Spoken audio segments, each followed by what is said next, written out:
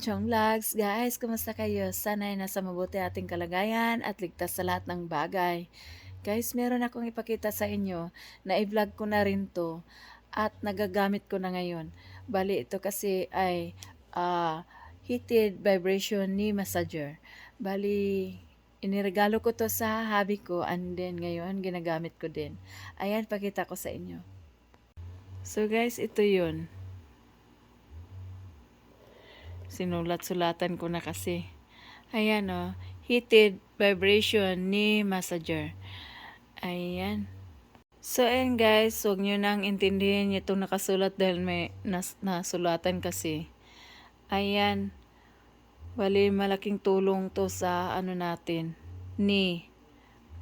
Heated vibration knee massager. Ayun. Ayan guys, habang nanonood ka ng TV at nakastretch yung legs mo, ayan, may nagmamasad sa knee at bagay rin siya sa malamig na panahon dahil mainit din siya habang nagmamassage. Ayan, sana ay makatulong ito sa may mga karamdaman sa tuhod or arthritis. Laking bagay din. Yan o. Guys, ayan na nga ang story.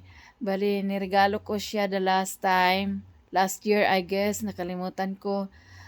Tapos, ang nangyari, pagkatapos niyang gumamit at okay na siya, okay na ang pakiramdam ng niya, ako naman ang gagamit. So, at least nagagamit ko din. Nagagamit naming dalawa. Lalo na sa malamig ang panahon. Ayan. Sana ay magustuhan nyo din ang konti kong na-share sa inyo ngayon. Okay. Ayan guys, habang nakaupo ka sa couch at nakarelax yung legs mo, ayun na, it's time na ilagay mo yung massager. Heated vibration knee massager. Ayan, nakakatulong ng gusto guys, parang ma-relax yung legs mo na yung knee masakit. At lalo na dito na malamig ang panahon at mainit din siya sa habang nagmamassage.